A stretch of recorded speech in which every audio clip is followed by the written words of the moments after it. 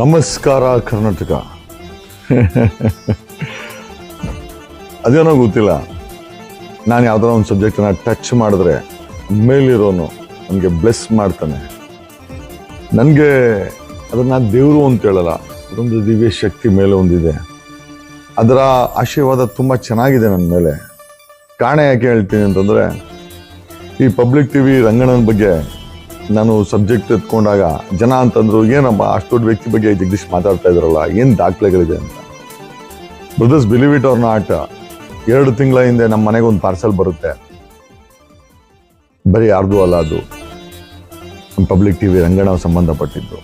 ಆ ಪಾರ್ಸೆಲ್ ತೆಗೆದು ಹೋದಾಗ ನನಗೆ ಶಾಕ್ ಆಗುತ್ತೆ.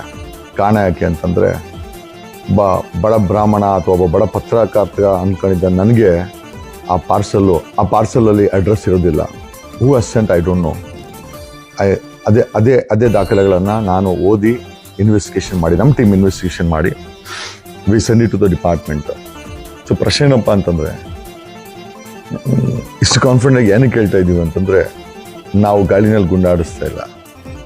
ಆಮೇಲೆ ಇನ್ನೊಂದು ವಿಚಾರ, ನಿನ್ನೆ ಸಹ ಪಾರ್ಸೆಲ್ ಬಂದಿದೆ, ಮತ್ತೆ ಪಾರ್ಸೆಲ್ ಬಂದಿದೆ. ಅದರಲ್ಲೂ ಕೂಡ ಅಡ್ರೆಸ್ಸು ಜೆನ್ಯೂನ್ ಇಲ್ಲ. ಕಳಿಸಿರುವಂಥ ವ್ಯಕ್ತಿ ಬೆಂಗಳೂರಿಂದನೇ ಕಳಿಸಿದ್ದಾರೆ, ಯಾಕಂದರೆ ಬೆಂಗಳೂರಲ್ಲೇ ಪೋಸ್ಟ್ ಆಗಿದೆ ಅದು. ಇನ್ನೇ ರಂಗಣ್ಣನ ಬಗ್ಗೆ ಸಾಕಷ್ಟು ಮಾಹಿತಿಗಳು ನನ್ನ ಮನೆಗೆ ಬರ್ತಾ ಇದೆ, ಪೋಸ್ಟ್ ಆಗ್ತಾ ಇದೆ. I don't know who is sending it, but I am sending it to the department. Ranganna, ನಂದೇನು ತಪ್ಪಿಲ್ಲಣ್ಣ, ನೀವು ದಯಮಾಡಿ ಪಾರ್ಸೆಲ್ ಕಳಿಸ್ಬೇಕಾದವರು ಆ ಪೋಸ್ಟ್ ಮ್ಯಾನ್ಗಳನ್ನ ಅಲ್ಸಕ್ಕೆ ಹೋಗ್ಬಿಡಿ. ಕೊಡಗೇಳಿ KN ಜಗದೀಶ್ ಕುಮಾರ್ ಕೊಡಗೇಳಿ ಅಂತ ಅಡ್ರೆಸ್ ಹಾಕಿದ್ರೆ ಎಲ್ಲಿ ಹುಡುಕ್ತಾನೆ ಪೋಸ್ಟ್ ಮ್ಯಾನು ಅಲ್ವಾ? ಅದಕ್ಕೋಸ್ಕರ ನಾನು ಅಡ್ರೆಸ್ ಕರೆಕ್ಟಾಗಿ ಕೊಡ್ತೀನಿ.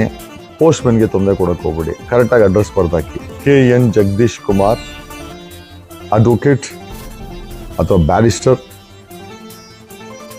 Voice of Karnataka, number 530 4th cross, ಕೊಡಗೇಳಿ, ಸಾಕಾನಗರ ಪೋಸ್ಟ್, ಬ್ಯಾಂಗ್ಳೂರ್ 560092.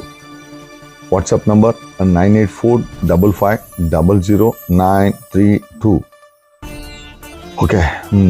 ಯಾಕಂದರೆ ತಪ್ಪು ಅಡ್ರೆಸ್ ಹಾಕಿದ್ರೆ ಪಾಪ ಆ ಪೋಸ್ಟ್ ಮ್ಯಾನ್ಗಳಿಗೆ ಹುಡ್ಕೋಕ್ಕೆ ತಲೆನೋವು. ಪಾಪ ಹುಡುಕಿ ತಂದಿಟ್ಟಿದ್ದಾರೆ. ಸುಮಾರು ದೊಡ್ಡ ಪಾರ್ಸಲ್ಲು, ಸಾಕಷ್ಟು ಹಣ ಖರ್ಚು ಮಾಡಿದ್ದಾರೆ ಈ ಡಾಕ್ಯುಮೆಂಟ್ನ ನನಗೆ ಕಳಿಸ್ಲಿಕ್ಕೆ, ಅಥವಾ ಸಾಕಷ್ಟು ಬಾಧೆ ಬಿದ್ದಿದ್ದಾರೆ. ಸಮಸ್ಯೆ ಏನಪ್ಪ ಅಂತಂದರೆ, ಓಕೆ, ನಾವು ಗಾಜಿನ ಮನೆ ಇದ್ಕೊಂಡು ಬೇರೆಯವ್ರ ಮನೆಗೆ ಕಲ್ಲು ಹಾಕ್ಬಾರ್ದು. ರಂಗಣ್ಣ ಅನುಭವಿಸಿದ್ರು.